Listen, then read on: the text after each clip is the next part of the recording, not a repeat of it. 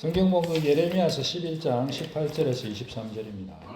한 절씩 교독하겠습니다. 여호와께서 내게 알게 하셨으므로 내가 그것을 알았나이다. 그때 주께서 그들의 행위를 내게 보이셨나이다.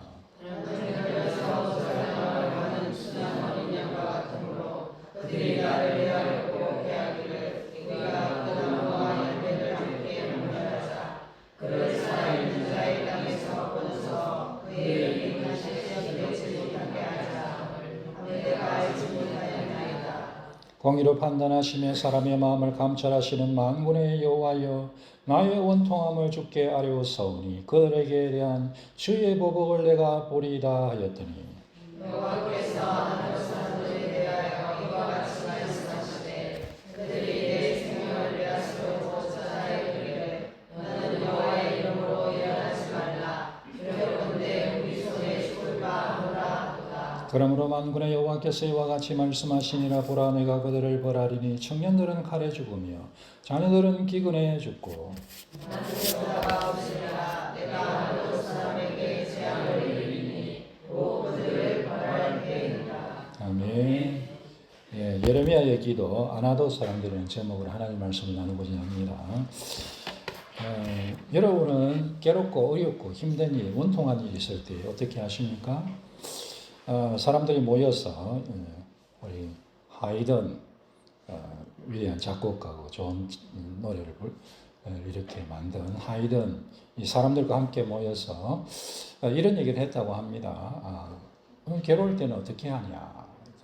근데 어떤 사람들은 나는 술 마시고 그리고 그 괴로움을 폭발시키고 그렇게 푼다. 또 어떤 사람은 나는 사람들을 만난다. 친구를 만나서 사람들을 만나서 털어놓는다. 그렇게 얘기합니다. 하이든은 나는 골방에 들어가서 하나님께 기도하고 하나님을 의지한다. 그렇게 얘기했다는 이야기를 들었습니다. 여러분은 괴롭고 어려운 일, 원통하고 갑갑한 일이 있을 때에 어떻게 하십니까? 오늘 읽은 이 예레미야의 어떤 상황이 그런 정말 답답하고 갑갑한 그런 상황이다. 그렇게 할 수 있겠습니다.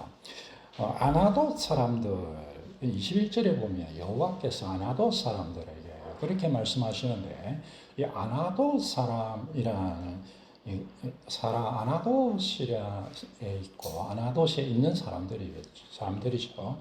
그래서 이제 이 사람들과 예레미야 간에 있었던 그와 같은 일이 오늘 본문에 기록되어 있습니다. 아나돗은 도시 이름입니다. 도시 이름, 작은 도시 이름이고요.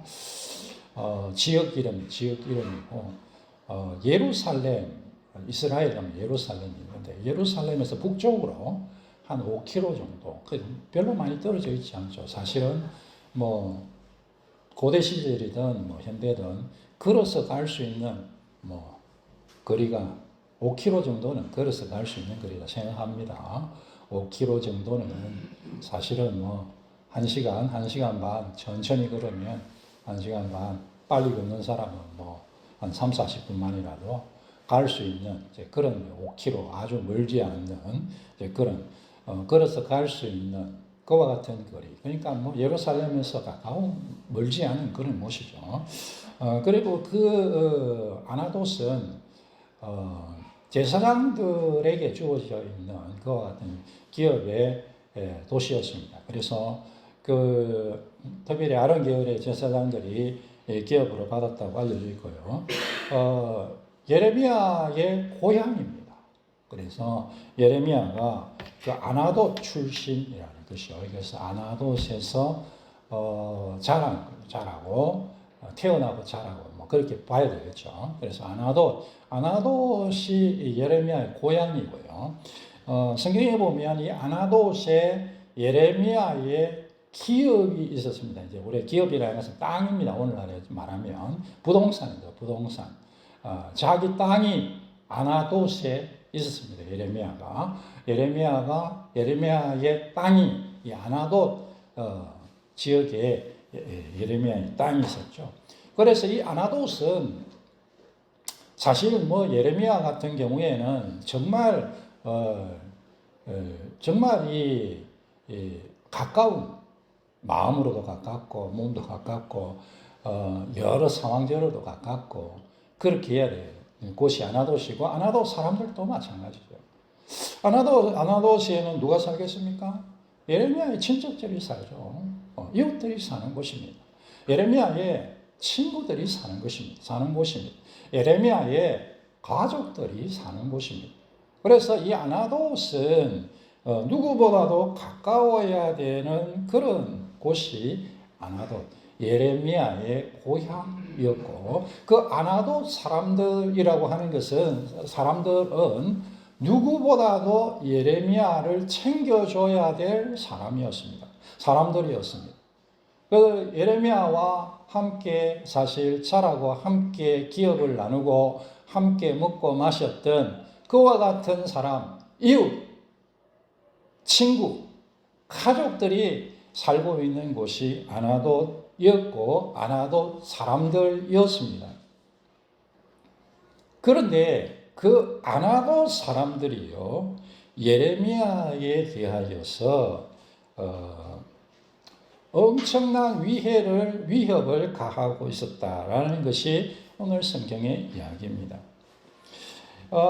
예레미야서 11장 오늘 읽으신 21절에 보면 여호와께서 아나도 사람들에게 대해 이와 같이 말씀하시되 그들이 내 생명을 빼앗으려고 찾아 이르기를 너는 여호와의 이름으로 예언하지 말라. 두렵건대 우리 손에 죽을까 하노라. 그렇게 하나님께서 아나도 사람들이 그렇게 얘기한다면 아나도 사람들이 예레미야에게 어떻게 했냐? 하나님 말씀을 전하지 말라. 예레미야가 사실은 예루살렘의 멸망에 대해서 예루살렘이 망하는 것은 다 망하는 거죠. 그래서 유다의 멸망에 대해서 선포하지 않습니까? 유다의 멸망에 대해서 선포하는 하나님의 심판에 대해서 선포하는 거죠. 하나님의 심판은 언제나 심판과 구원은 동전의 양면과 같은 것인데 하여간의 심판에 대해서 선포하고 그래서 예레미야의 사역을 성경은 뽑고 심는다 그렇게 얘기하고 있습니다. 그래서 심판하고 구원하는 사역이죠. 쉽게 우리식으로 표현한다면 그래서 예레미야가 이 하나님의 심판을 선언했습니다. 하나님의 심판을 선언해서 한 그 예레미야 혹은 어떤 학자에 따라서는 그 예레미야의 그 사역 기간 동안에 요시야 왕의 개혁 기간도 들어가 있습니다. 그래서 그때 요시야 왕의 개혁을 지지한 것이 아나도 사람들과 이권과 조금 상충되는 그런 부분이 있었다. 그렇게 주장하기도 하는데 성경에서 명확하게 나타나는 부분은 역시 하나님의 말씀과 연관되어 있는 거죠. 그래서 하나님의 말씀, 특별히 예레미야서에서 심판을 선언하는 그 심판의 말씀을 듣기가 싫었던 거죠. 그래서 여호와의 이름으로 예언하지 말라. 하나님의 뜻을 따라 설교하지 말라. 우리는 심판의 말을 듣고 싶지 않아. 그렇게 얘기한다는 거예요. 오늘날에 많은 설교자들이 심판을 얘기하지 못해요. 심판을 얘기하면 싫어하니까 사람들이 싫어하니까 심판을 얘기하지 못합니다. 안 합니다. 심판을. 사람들이 듣기를 싫어하니까. 제가 지난번에 한번 지옥에 대해서 설교를 했죠. 지옥에 대해서 설교를 하고 제가 다른 교회 어떤 교회 갔을 때에 제가 같은 본문으로 그렇게 설교를 했습니다. 그런데 거기에 어떤 원로 목사님 한 분이 앉아 계시다가 같이 식사를 하시면서 그런 얘기를 하더라고요. 목사님 참 특별한 설교를 했습니다. 그래서 그렇습니까? 감사합니다. 그래요. 여러분 어떻게 지옥 설교가 특별한 설교가 되겠어요?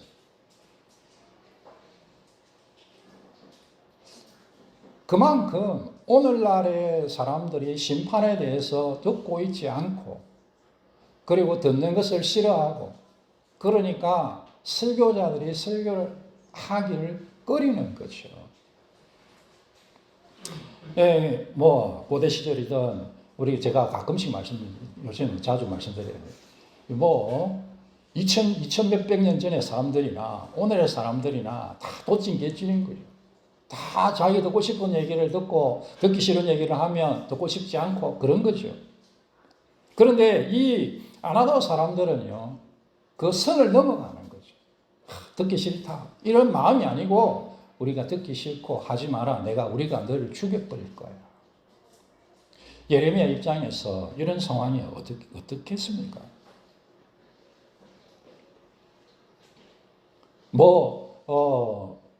잘 모르는 사람, 멀리 있는 사람, 자기를 싫어하는 사람, 대적들, 그런 사람들이 그렇게 얘기하면 자기와 평소에 사이가 안 좋던 다른 선지자, 예를 들면, 예루살렘의 제사장들, 그렇게 해서, 그렇게 하면, 임금들, 굉장히 예레미야를 힘들게 하는 임금들이 있으니까, 예레미야하고 잘 지내는 임금도 있지만, 그런 사람들이 이렇게 하면, 아이고, 핍박을 하는구나, 어려움 주는구나, 그러니까 어려움 줄 만한 사람이지, 이렇게 생각할 수도 있겠죠. 그런데, 자기 고향 사람들, 자기가 기업을 가지고 땅을 갖고 있는 그곳, 자기와 함께 자라고 배우고 먹고 교제하고 놀고 그랬던 사람들, 고향 사람들, 아나도 사람들, 그 사람들이 자기의 친구요 형제들인 친족들인 그들이 예레미야를 죽이려고 살해 위협을 하고 있다. 그런 상황이죠. 그런데 우리가 사실은 힘든 게 이런 부분이고요. 실제로 대부분 상황들이 이렇게 될 가능성이 큽니다. 언제나 우리를 힘들게 하는 사람은 믿었던 사람, 믿을 만한 사람, 가까이 있는 사람, 그 사람을 뜻밖의 우리를 힘들게 한 경우가 많습니다. 시제가 암살당하면서 뭐라고 하고 죽다고 유명한 얘기 있잖아요. 브루투스, 너 맞아.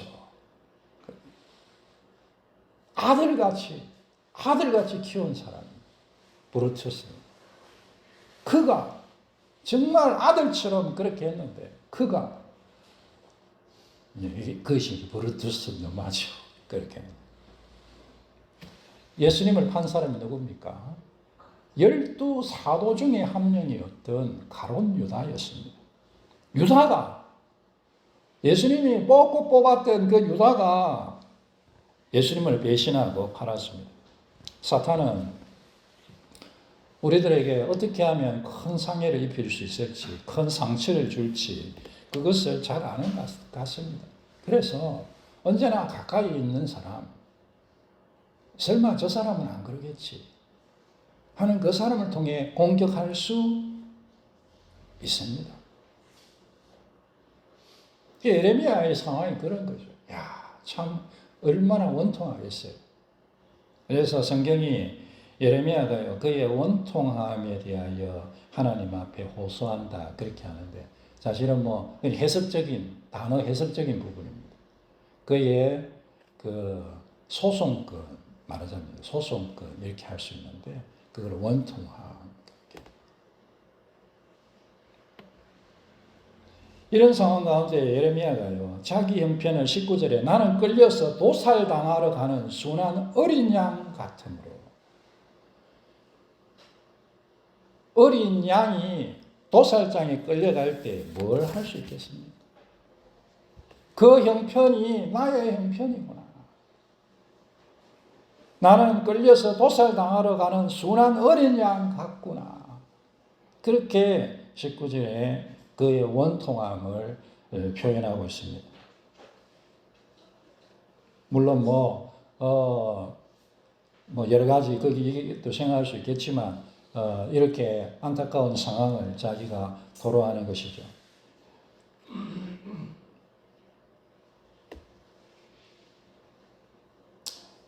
예레미야가 이런 상황 가운데 하나님께 기도하고 부르짖습니다.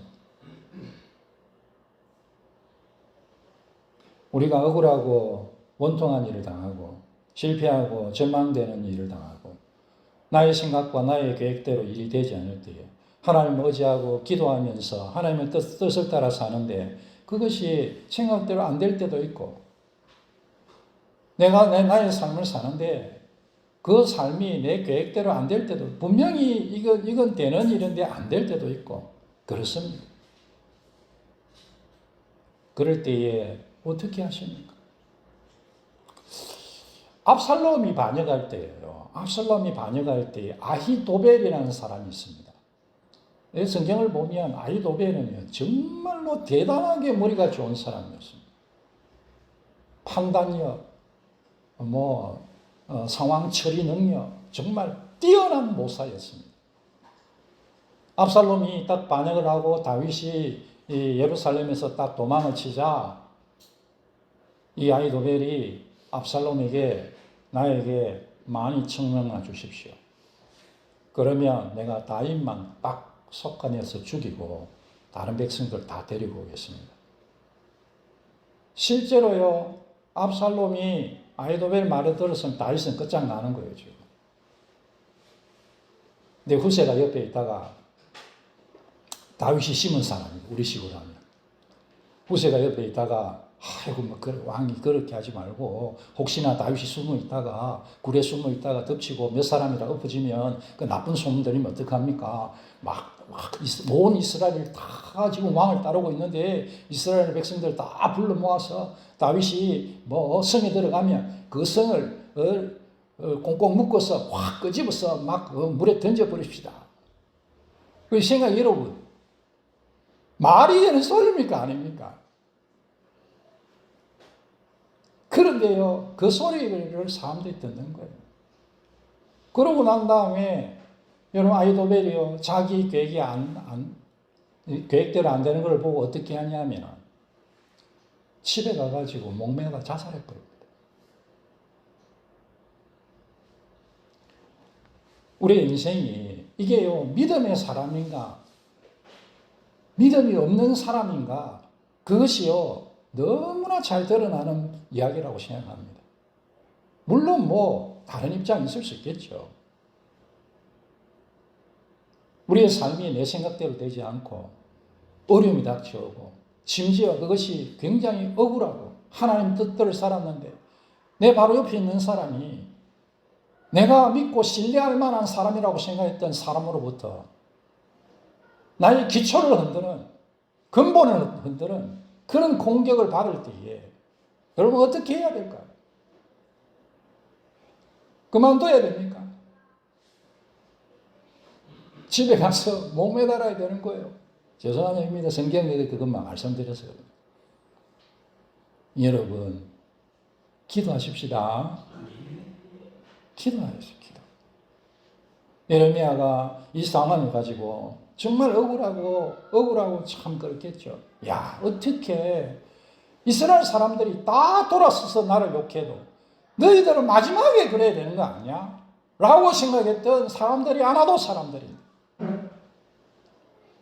그 사람들이 자기에게 말씀 전하지 말라 하고 여호와 이름으로 말하지 말라 하고 내가 너희 그렇게 하면 너 죽일 거야 그렇게 얘기하는 그런 상황이에요.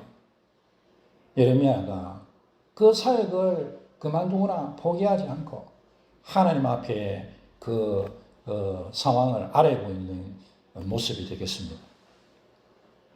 자기가 예레미야도 나름대로 대항할 수 있었을 것이라고 생각해요. 예레미야 생각하면 장관들도 많이 알고 있었고 오늘날 같으면 심지어 왕도 잘 아는 사람이었습니다. 그렇게 자기 힘을 동원할 수도 있었겠죠. 그러나 그렇게 하지 않고 예레미야는 하나님을 의지합니다. 하나님을 의지해요. 하나님께서는 공의로우신 분이시고 사람의 마음을 감찰하시는 분이시고 하나님께서는 만군의 하나님이십니다. 그렇게 이 예레미야의 기도입니다. 20절에 공의로 판단하시며 사람의 마음을 감찰하시는 만군의 여호와여 내가 나의 원통함을 주님께 아뢰옵니다.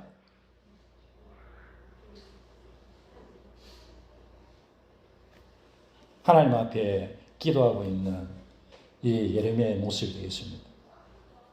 우리가 기도의 대상이신 주님께서는 만군의 하나님이십니다. 이 만군은 여러 가지 뜻으로 사실 잘 해석이 잘 확실하지 않은 그런 부분도 있기는 합니다만, 그러나 확실하게 만군은 그냥 모든 군대, 하늘의 천군 천사, 이렇게 여러분 의미적으로는 그래요. 그래서 하나님께서 만군의 하나님이시라면 천군 천사들의 하나님, 그렇게 되는 거예요. 하나님께서는 천사들에게 명령하시고 천사들을 부리시고 천사들이 일을 수행하게 하시는 분이시다. 지난주에 제자들이 복음을 전하다가 옥에 갇혔을 때 하나님께서요 천사를 보내서 그 옥에 갇힌 제자들을 건져주는 그 말씀 한번 나눴잖아요. 하나님께서 천사들을 명령하셔서 그 백성들을 지키시는 분이시죠. 만군의 하나님이시죠. 천사들이 얼마나 강력한 존재인데 아수르 제국이 공격을 해왔을 때 너무나 분명하게 나타나있죠. 아수르가 북이스라엘을 멸망시키고 남쪽 유다보다 더 강성했던 북이스라엘을 멸망시키고 이제 남쪽 유다를 멸망시키기 위해서 왔어요. 와가지고 야 세상에 우리나라 군대 이긴 우리나라 왕을 이긴 나라가 어디냐? 이 나라도 저 나라도 다 항복하고 북쪽의 이스라엘도 다 우리가 항복시키고 우리가 다 이겼지 않냐? 너희 조그만한 이 예루살렘이 뭐라고 이렇게 막 얘기를 하고 있죠. 아수르 군대가. 그럴 때 하나님께서 천사를 보내서 하룻밤에 18만 5천의 대군을 멸망시켜버려요. 그리고 그 길로 아수르 제국은요, 아수르는 국력이 세하고 역사의 뒤안편으로 사라집니다. 더 이상 큰 힘을 나타내는 나라가 되지를 못해요. 그것이 하나님의 천사들의 권능입니다. 하나님께서 이 천사들의 하나님이시다. 그것이 만군의 여호와. 하나님께서는 모든 천군 천사의 하나님 아니십니까? 그것이 예레미야가 강구하는 하나님. 하나님께서는 공의로 판단하시고 사람의 마음을 감찰하시는 만군의 하나님이십니다. 그렇게 하나님의 권능과 능력을 의지하고 기도합니다. 기도하면서 예레미야는 믿음으로 기도하는데요. 만군의 여호와여 나의 원통함을 주께 아뢰었사오니 그들에 대한 주의 보복을 내가 보리이다. 할렐루야. 하나님이 역사하실 줄 믿습니다. 그 고백, 믿음의 고백이죠. 내가 보겠습니다. 하나님 역사하실 줄 믿습니다. 성경은 기도할 때에 믿음으로 기도하고 믿음으로 기도한 것은 받은 줄로 믿으라. 그렇게 말씀하고 있습니다. 여러분 기도할 때에 하나님께서 나의 기도를 들으시는 분이시는 것을 믿고 기도하십시다. 믿음으로 기도하면 그리고 믿고 받은 줄로 믿으면 믿고 기도하고 받은 줄로 믿으면 그대로 될 줄 믿습니다. 우리가 이 하나님을 믿음으로 간구해야 되겠습니다. 믿음으로 그렇게 기도하면 하나님께서 그 믿음의 기도에 응답하십니다. 하나님께서 예레미야의 기도를 응답하셔서 아나도 사람들에 대한 심판을 선언하고 있습니다. 하나님께서는 믿음의 기도에 응답하시고 하나님의 백성들의 대적을 심판하십니다. 하나님은 하나님의 신실한 자녀들의 원통함을 풀어주시는 분이시고 하나님께서는 우리의 삶의 형편을 살펴주시는 분이신 것을 우리가 믿으십시다. 예레미야를 그 살해 위협에서 지켜주시고 그리고 예레미야를 담대케 하시고 그 사역을 끝까지 감당하도록 그렇게 우리 하나님께서 도와주신 것이죠. 믿음의 사람들에게 가장 가까운 곳에 의지하고 싶은 사람들, 그들을 통해서 마귀가 공격할 수 있습니다.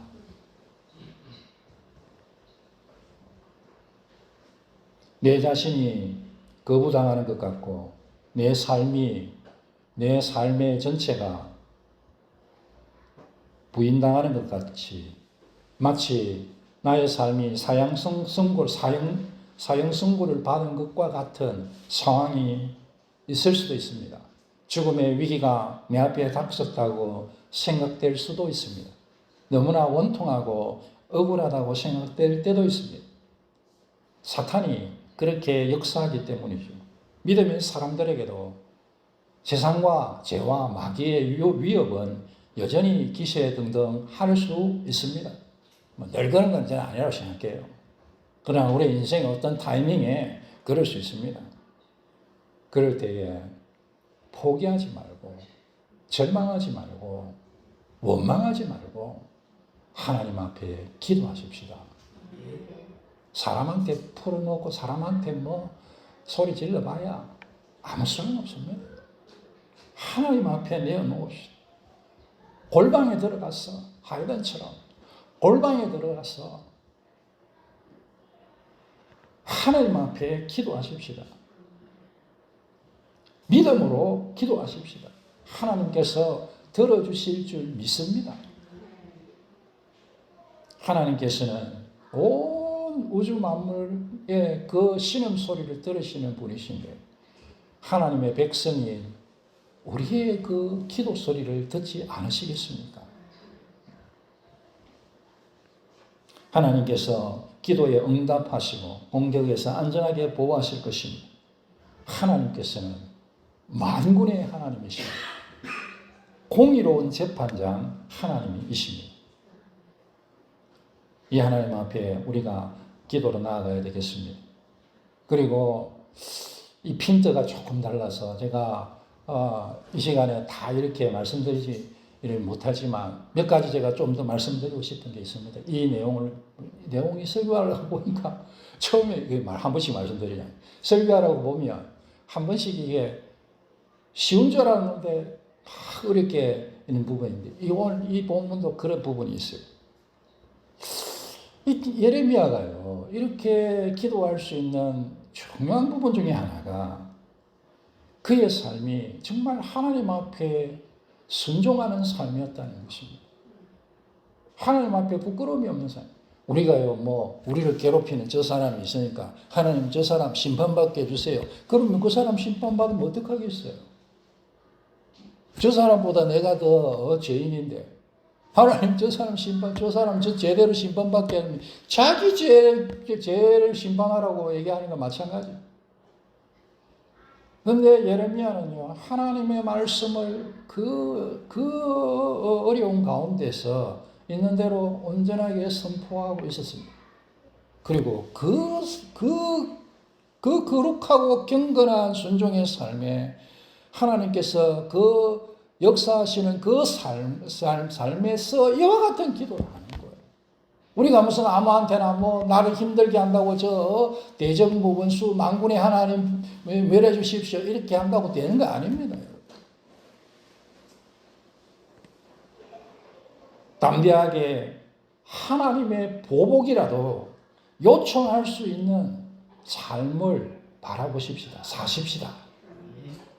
하나님 내 삶이 예레미야처럼 하나님의 보복이라도 요청할 수 있는 그런 삶이 되기를 원합니다.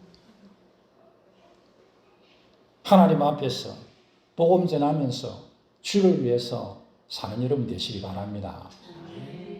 그렇게 사는 가운데 정말 이 억울한 일 가운데 하나님께서요 이와 같은 역사를 베풀어 주신다 생각합니다. 또 한 가지는요. 이 예레미야의 이 상황이 다 우리 주님을 보여줍니다. 다 주님 보여줘요. 예레미야가 자기 고향 땅이잖아요. 자기 고향 땅에서 거절당합니다. 그 땅에 있는 사람들이 영접하지 않습니다. 오히려 예레미야를 죽이려고 했습니다. 예레미야가 이 상황 가운데서 고백하는 말이 뭡니까? 나는 도살장에 끌려가는 어린 양과 같다. 그렇게 고백합니다. 어디서 여러분 많이 들은 것 같지 않습니까? 우리 예수님 자기 땅에 오셨지만 요한복음에 보면 자기 땅에 왔는데 사람들이 영접하지, 세상이 영접하지 않았다. 예수님을 가르쳐서 세례 요한이 보라 세상 죄를 지고 가는 하나님의 어린 양이다. 예수님께서는 실제로 자신이 유월절 어린 양이 되어서 십자가를 지시고 죽으셔서 우리의 먹거리가 되신 거죠. 그의 살을 찢어 우리의 영의 양식이 되게 하시고 그의 피를 흘려 우리의 생명의 음료수가 되게 하시고 자신을 공급해 주시는 유월절 어린 양이 되셨습니다. 예레미야는 그의 고난 중에 예수님의 삶을 경험하고 있었던 것입니다. 우리 그리스도인들의 고난은 하나님의 선하신 뜻을 이루어가는 통로입니다. 나에게 어려움이 오고 원통하고 억울한 일이 있습니까? 그리스도를 생각하며 예수님을 생각하며 인내하십시다. 예수님이 이 땅에 오셨을 때에 사람들이 영접하지 않았습니다.